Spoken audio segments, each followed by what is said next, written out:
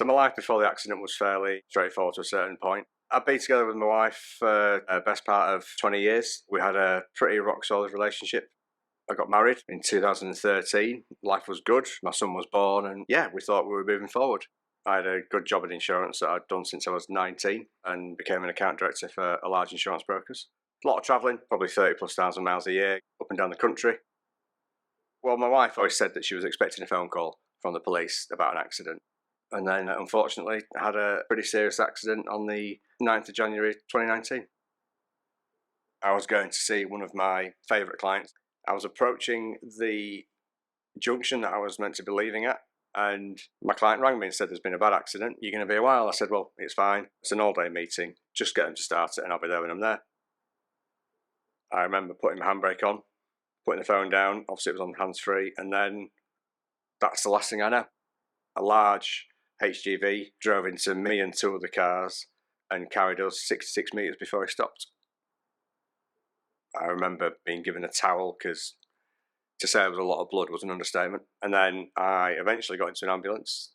I then proceeded to have seizures for about 8 minutes. And luckily for me, I was in Skelmersdale, which is just outside of Liverpool.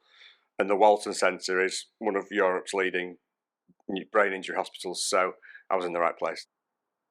They put me in a coma because when they put me in the MRI to assess the state of the injuries, I was throwing haymakers and punching people, which is common from a severe brain injury or head injury that you get aggressive. I remember waking up in high dependency, critical care. Obviously, when you bring you out of a coma, they don't know how you're going to react. And they knew by what I was saying that I was initially okay, which is a bit deceptive in terms of the brain injury because obviously that came along later.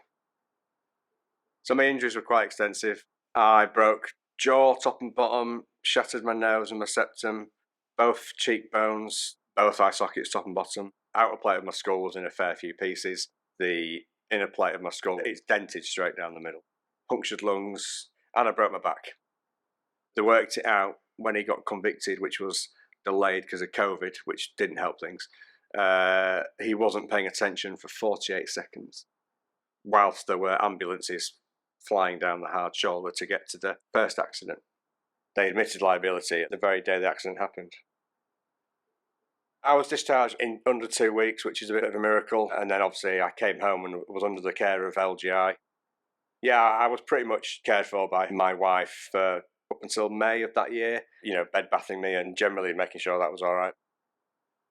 I instructed a solicitor through a recommendation from a friend, and we got on to rehab as quickly as we possibly could, which was funded for under the rehab code.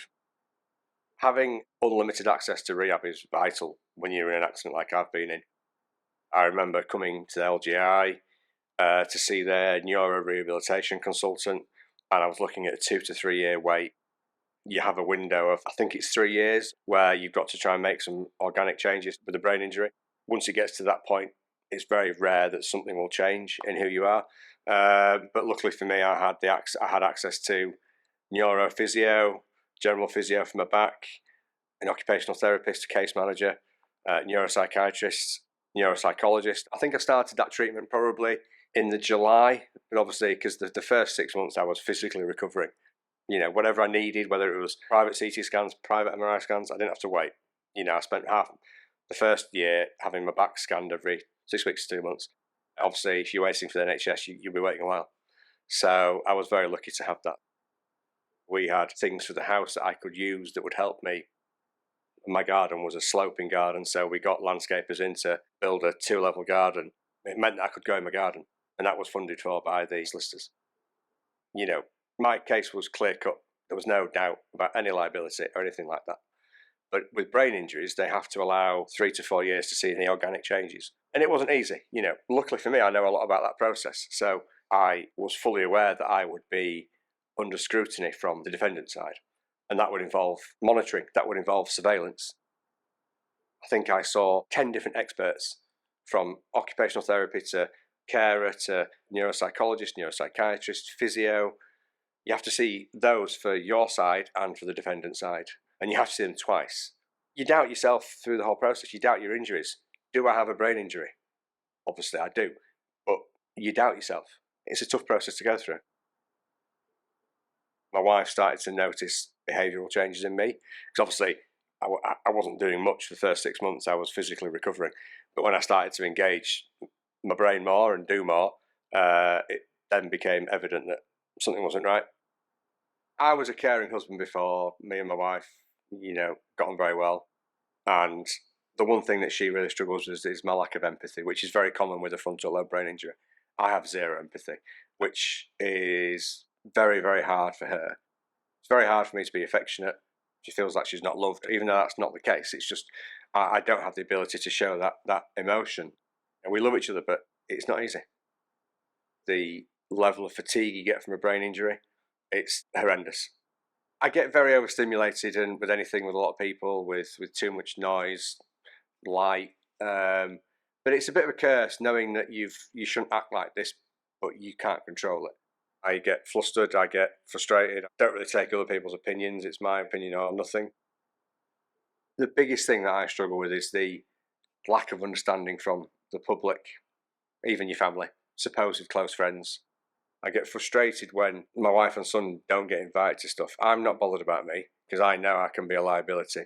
But there's been times with supposed friends where we've not been invited to things because of me, which again is a lack of understanding. But I would prefer it if they didn't exclude my wife and my son. I've never asked for sympathy. I've never been like that. But it's just a bit of common understanding. It's well over 80% of married couples, when one of them suffers a traumatic brain injury, they end up in divorce.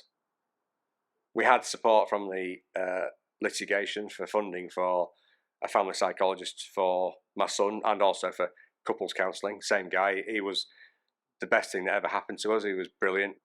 It's not because we don't love each other. It's not easy. And it's, again, I state, it's not because we don't love each other.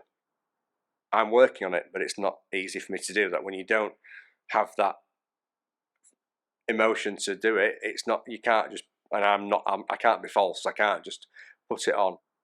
And she says to this day that I'm not the same person I was immediately before the accident. Her husband died on the day of the accident.